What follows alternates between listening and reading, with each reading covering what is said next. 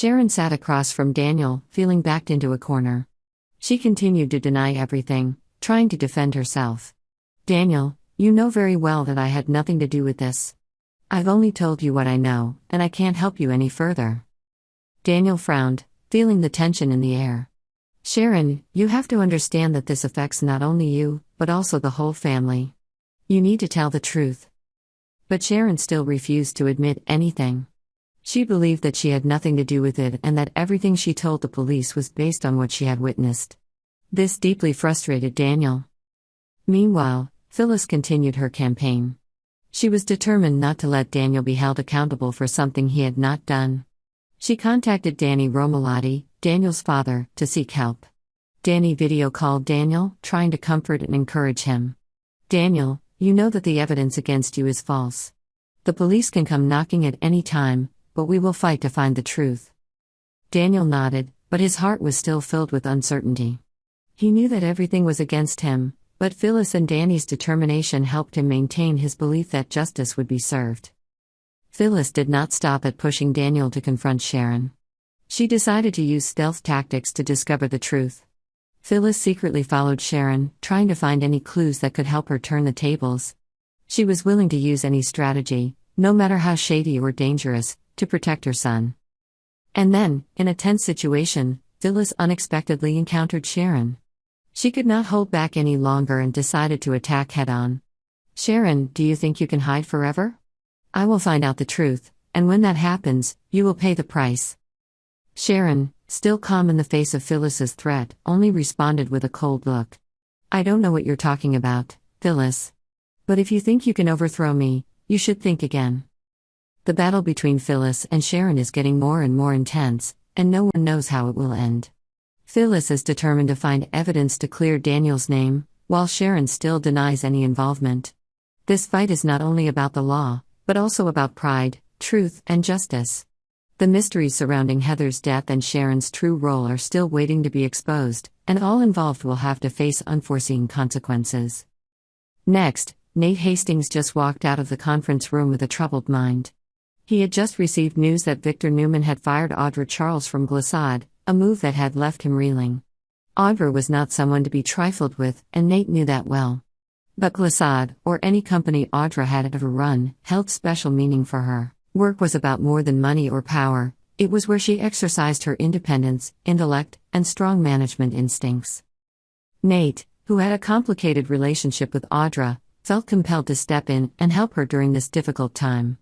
Despite Audra's many unpleasant aspects, he recognized her as a strong, ambitious woman. Being fired from Glissade was not only a blow to her career, but also a blow to her self-esteem. After careful consideration, Nate thought of a solution. He knew that his cousin Devin Hamilton ran a record label and might need some help. Audra had some experience in the music industry before, and that might open up a new opportunity for her. But he was also aware from the start that this would be a big ask. No one really trusted Audra, and Devin and the people he worked with had reason to be wary of her. One afternoon, Nate decided to meet Audra in person. When she walked into the room, her eyes flashed with wariness, as if she had expected Nate to come to discuss her situation. Audra, fiercely independent by nature, was not one to take help from others. "Look, Audra," Nate began, his voice soft but determined. "I know what happened to Glissade, and I know what that means to you. But I have a solution in mind. Devin is running his record label, and he could use someone with experience like you." In the complex situations of the young and the restless, the characters face internal struggles and strained relationships. Nate tries to help Audra, but will his support be seen as unnecessary interference? Will Chelsea, concerned for Adam, convince him to escape Victor's power spiral, or will things continue to escalate? Meanwhile, Adam will face a difficult decision whose consequences no one can predict. Jack's plan is set in motion.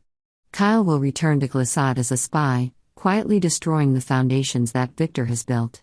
Everything seems to be going smoothly until an unexpected change occurs. Diane Jenkins, Kyle's mother and Jack's current wife, has been a complicated figure in both father and son's lives. Initially, Diane was not fully trusted by Jack and Kyle, but her presence has changed things.